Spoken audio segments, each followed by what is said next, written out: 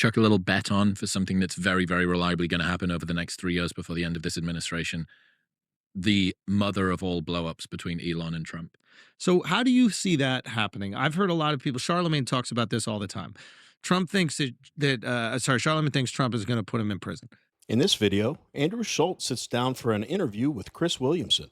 The two discuss Donald Trump's relationship with Elon Musk, as well as their feelings towards J.D. Vance. With that, let's see how Andrew Schulz responds to the host's woke question. I think if I was to just chuck a little bet on for something that's very, very reliably going to happen over the next 3 years before the end of this administration, the mother of all blowups between Elon and Trump. So how do you see that happening? I've heard a lot of people. Charlemagne talks about this all the time.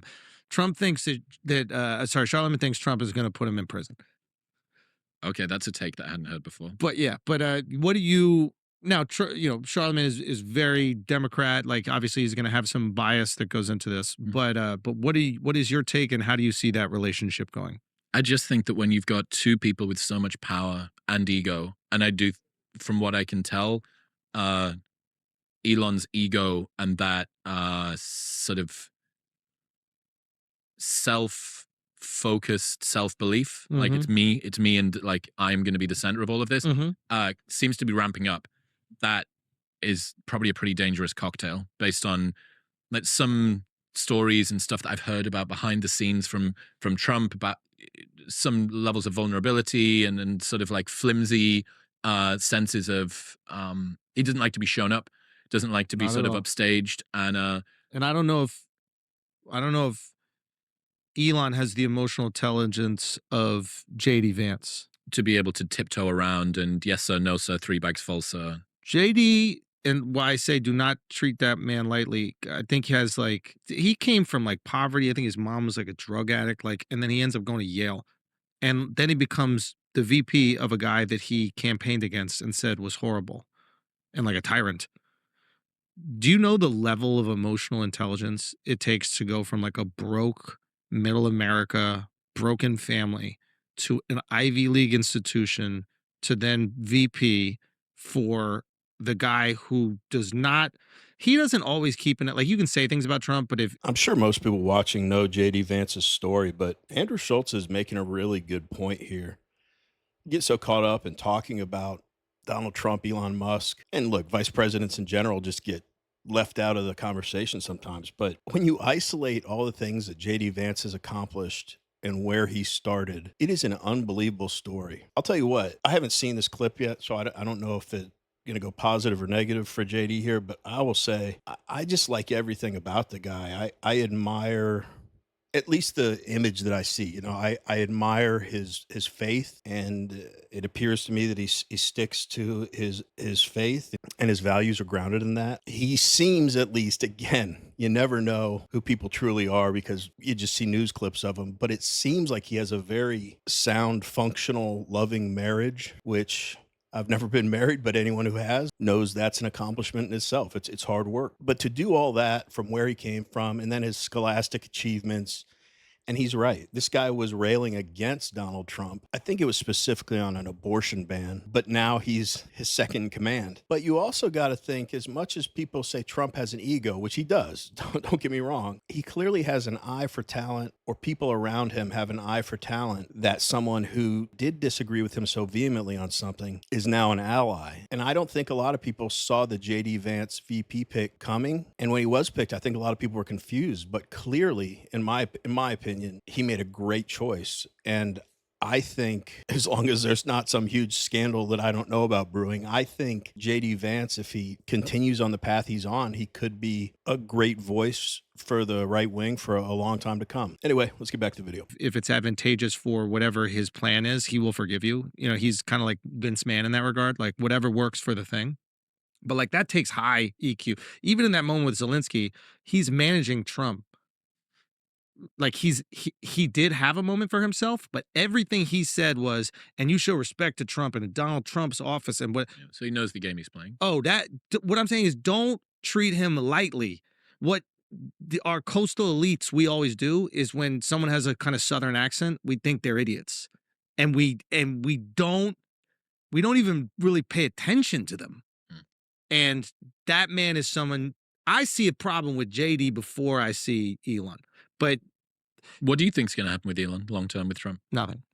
Do you think that he's going to dance through the minefield? I don't think. I think he's acutely aware of his limitations in America. He cannot physically be president. If he could be president, I think there is a concern because eventually he'll go, when they have an impasse, he'll just go, well, I'll just run against you. He cannot. The laws dictate he cannot. So inevitably, you're going to have to bow down at some point. This is the highest. You're as high as you can go, Elon. That's only based on the fact that you can put the outcomes that you want for your project behind your ego. Yes. And I'm not sure which one is going to be the bigger priority. The only other thing he could do is leverage the Democrats, which have already made him radioactive. Like no Democrat can side with Elon. So Elon is as far as he can go in America. He can't go any further. Like this is outside of being president. Like there's that great line in Game of Thrones where like Cersei is talking to Littlefinger and Littlefinger is like, you know Littlefinger, the character, and Littlefinger goes, what I've learned over the years is that, knowledge is power. If you like watching videos like this one, like and subscribe. We'd really appreciate it. Let's get back to the video. And there's all these guards around her and them. And she goes, guards, slit his throat.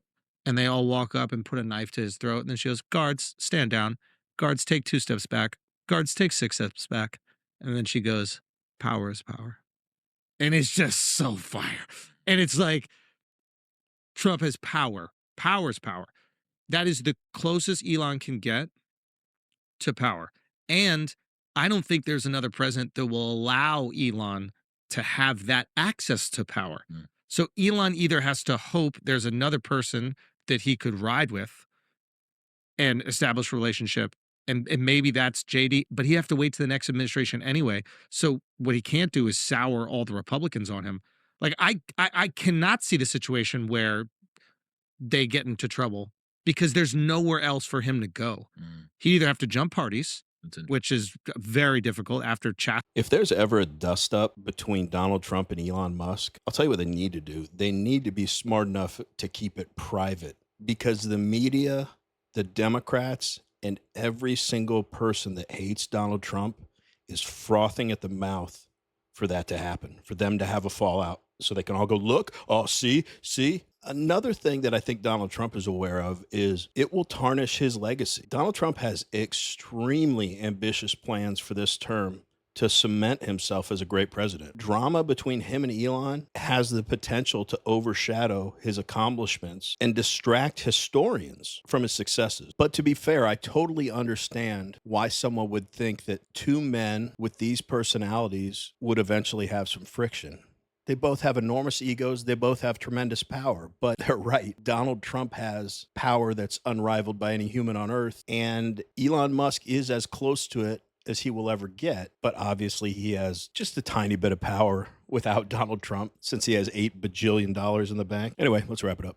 Chastising the left all the time. Like he's kind of made his bed and he's high. He has access to all these things.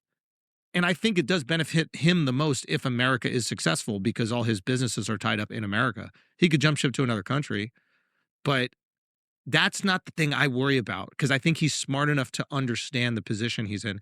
Eventually you hit this is what happens with all rich people is that actually want to move weight around. You hit the impasse of government and you have people who are way less successful than you, way poorer than you, telling you whether you can or can't build a factory or do whatever you want to do.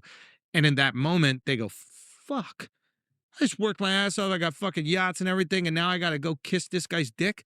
Like you saw them all lined up behind Trump during the inauguration. Zuckerberg, Bezos, everybody went to kiss the ring. And he set them up, letting everybody else know they're kissing the ring. And I think Elon goes, I got the best seat. It don't get better than this. And this guy trusts me and believes in me. I can't fuck this up. Well, if what Elon's doing is considered kissing the ring, and it may very well be, I'll tell you what, no one has a better seat to do it from than he does.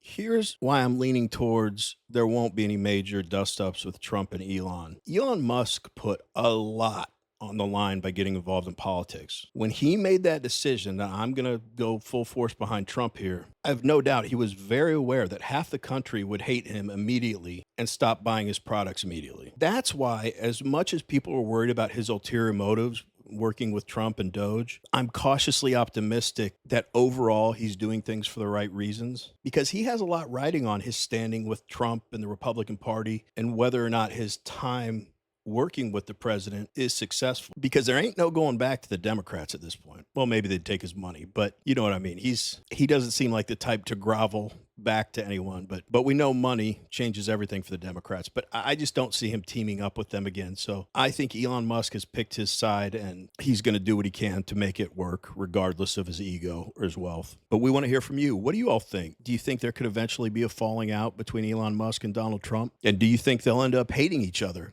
because of their clashing personalities and big egos prior to the end of Donald Trump's time in office? Let us know in the comments. Anyway, as always, really appreciate you watching, and we will see you in the next one.